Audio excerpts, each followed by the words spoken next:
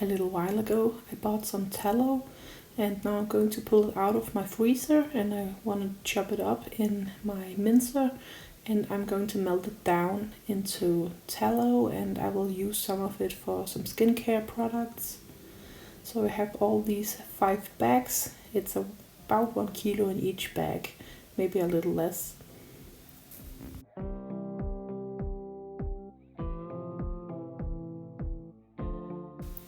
And I just thought about that now that I'm going to mince up all of this tallow, I could as well mince up some more meat. And I have these few pork roasts in my freezer. They've been there for about a year. This is 3.5 kilos. So I'm also going to mince this meat up after the tallow. And while I was searching for that meat, I also found one more bag. And then I took out some food for the next couple of days, some broccoli rice and a smoked pork roast. This is the next day. I just left it in the fridge overnight, but I found out that that wasn't even necessary. It was really easy to cut into this. So I'm just taking this first bag out, cutting it up and putting it into my mincer. I also found 3 more of these big pork roasts, and I'm also going to mince them while I'm at it. And then I found some beef patties that we're going to cook up this evening, and some shredded zucchini that I'm going to give to my chickens. The pork roasts are called flæskesteg, and that's a Danish cut of meat from the loin, but the skin is still attached, and that will become cracklings when it's baked in the oven. But at Christmas time they're really cheap, so I'm always buying a lot more, and then I'm just going to mince it up into minced meat.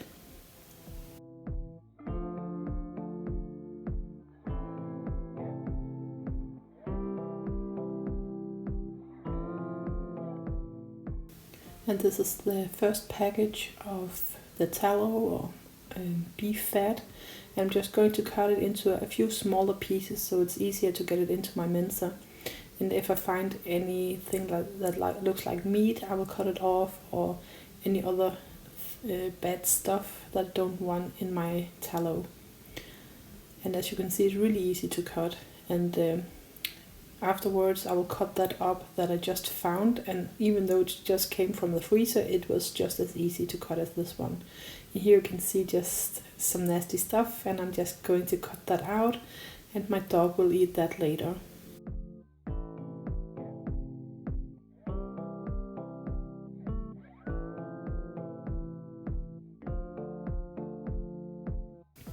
And this is the first bag all cut up, and now I'm going to put it into my mincer, and I just have this attachment for my mixing machine, and it works really fine. I just took the coarsest grind I can get, because the fat doesn't have to be really small, it just has to be a more uniform size.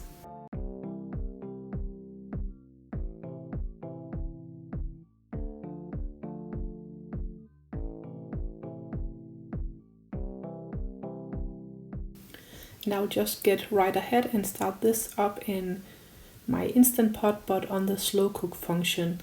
I will also put in just a little water to get it started so that it doesn't burn.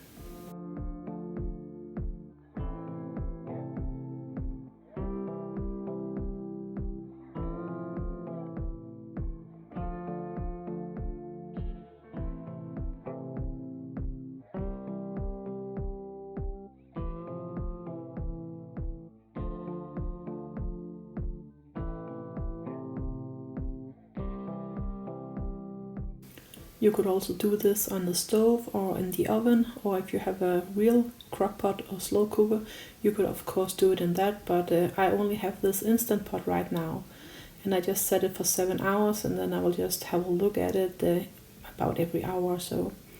Now I just minced up the rest of the fat, and I'm going to put that into the Instant Pot as well. It might not all fit at once because it's a little more fluffy now, but once it just cooks down a little, I can put the rest in.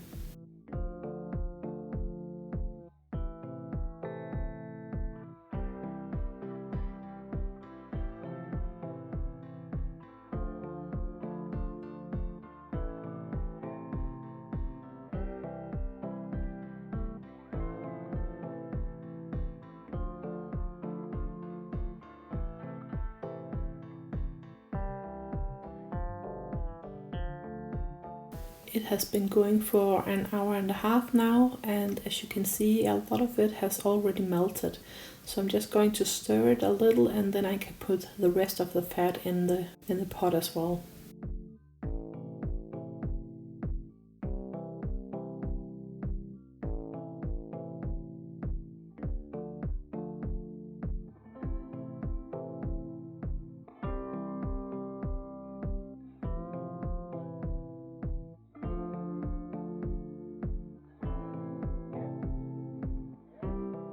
The pork roasts are not thawed all the way, but that doesn't matter. They're actually a little easier to cut when they're still a little frozen, because then the meat is not so soft.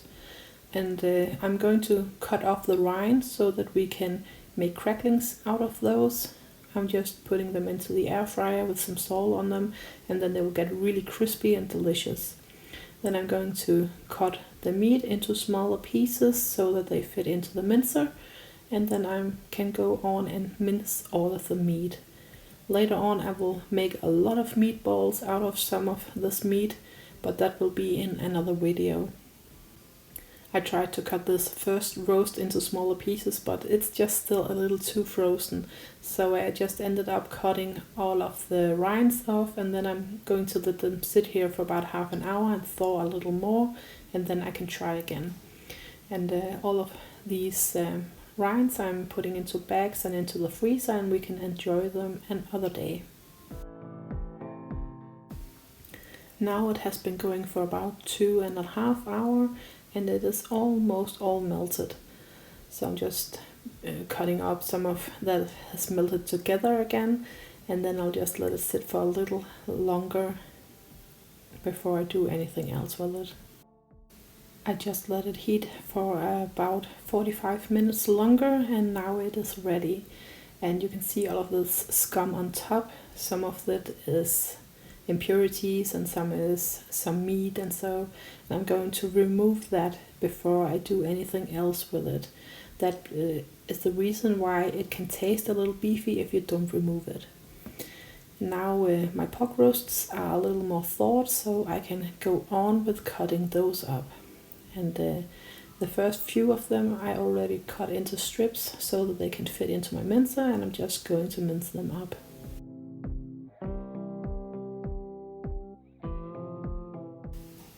Now I'm going to remove all of that yucky stuff from the top, and then I'm going to cool it down until tomorrow.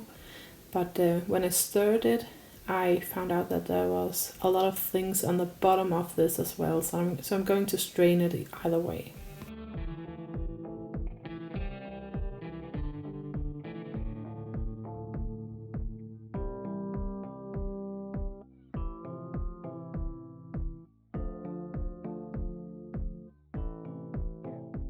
So as you can see, there's all this yucky stuff on the bottom, so that's why I'm straining it before I will cool it down. And Holly will just eat all of this stuff later on. She loves it.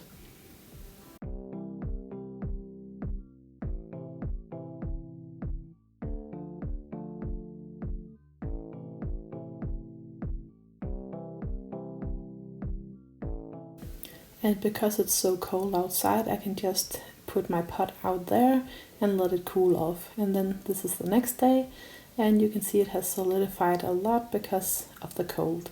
So now I'm going to try to get it out of my pot, and of course it's not that easy.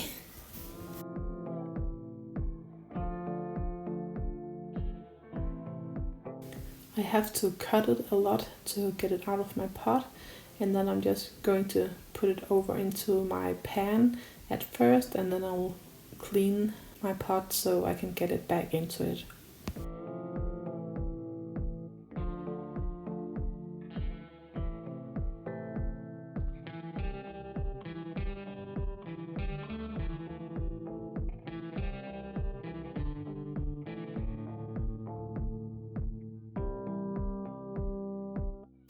And you can see down in the bottom of the pot there's some of the broth. It's a little gelatinous, and that is what's good with fat. It's a little lighter than the water, so that will form on top, and then you can remove that stuff in the bottom. I'm just going to scrape it off, and when I'm going to melt this again, I will put some more water in. So you can see all of this in the bottom. It's not a lot, but it's still really necessary to get it out. When I'm putting a little more water in and going to melt it again, it will clean the fat once more. And then I'll just repeat the process and put it outside, let it solidify, and then the next day I'm going to rinse it and melt it once again.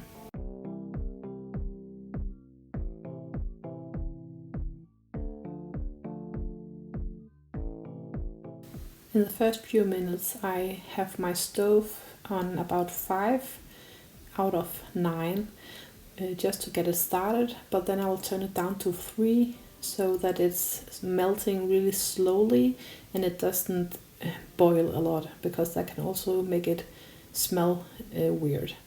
And as you can see, there are still some impurities in it, so I'm just going to scum this off and remove it so it doesn't make the flavor or taste worse.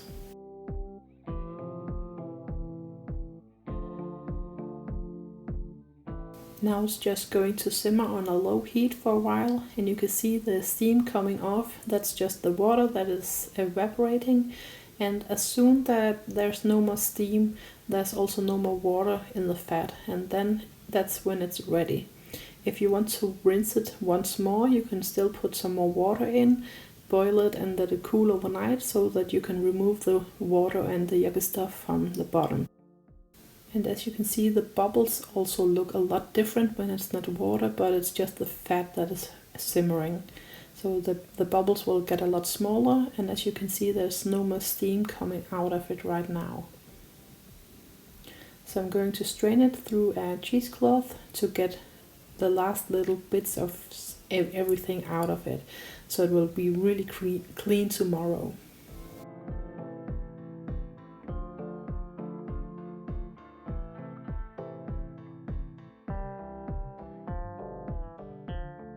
And it already is pretty clean. It's almost just some of the fat that's in here, maybe just a few small pieces of something else that got through the other strainer yesterday. Now I'm just going to put some foil on top and then the lid and some more foil, just to make sure that no extra water gets into it, because I will leave it outside and it is raining this day.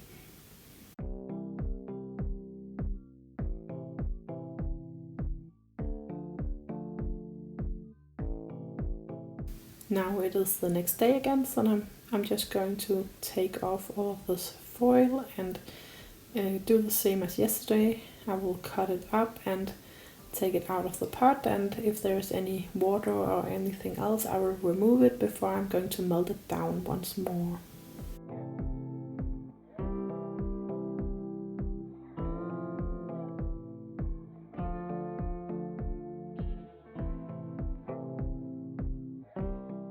And this is a piece of fat that was on the bottom, and as you can see, there's no water and no yucky stuff, so it is already really clean now, and I'm going to make it into some body butter later on.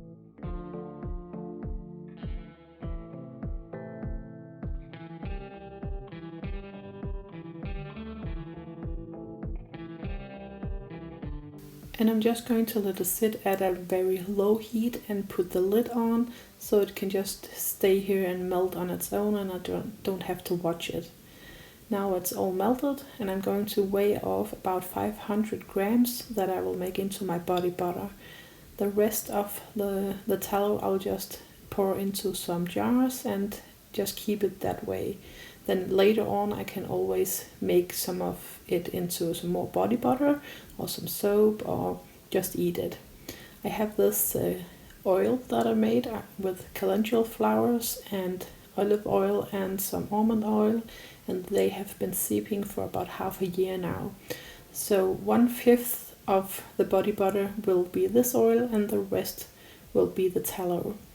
I'm just going to strain it into my pot or my bowl, and then I will let it come into room temperature before I will beat it up. I have these recycled jars from salsa, and I'm just going to use those and then some other jars. I will just fill it up to the top and then they can be stored for a very long time.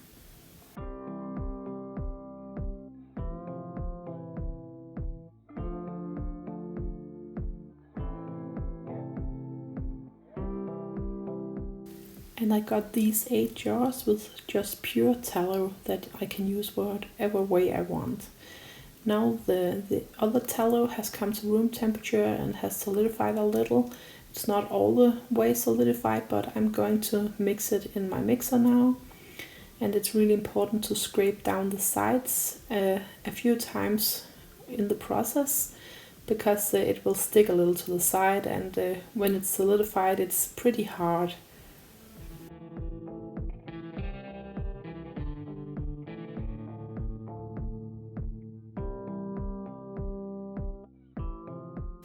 And when it is done, it just looks like a buttercream frosting or something like that. And I also think that my husband thought that, because even though I told him what it was, when I asked him to try some on his skin, he just took it to his mouth and tasted it. And it doesn't taste that well, I can tell you. But I think he learned now from his mistake. I'm going to put all of this into a piping bag, so it will make it a lot easier to put into my jars later on.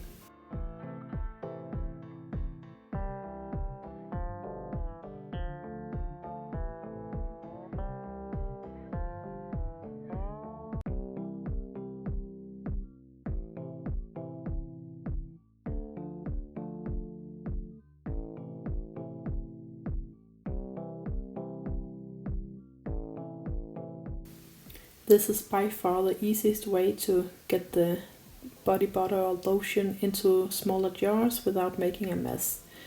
The first jar I didn't really get the technique, so there's a little air in that one, but the other ones that worked out a lot better, and they actually look like a body butter balm or whatever you want to call it, that you can buy in a store.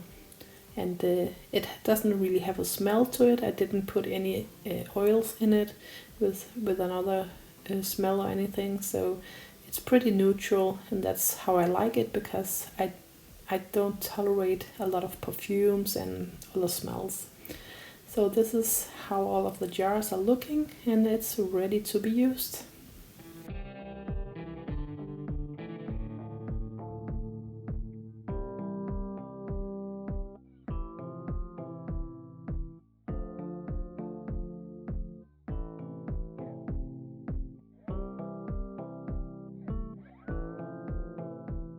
As the tallow cools off, it will become this beautiful white color. And now I'm going to try some of this body lotion on my face, and of course it's a little oily because oil is fat, but after I massaged it into my skin, it doesn't really look oily at all. So now I'm going to try this for the next foreseeable future and let you know just how it feels. I have also tried to use it as a lip balm, and it's really nice for my lips. Thank you so much for watching, and please subscribe if you want to see more content with keto, weight loss and other stuff. Bye bye!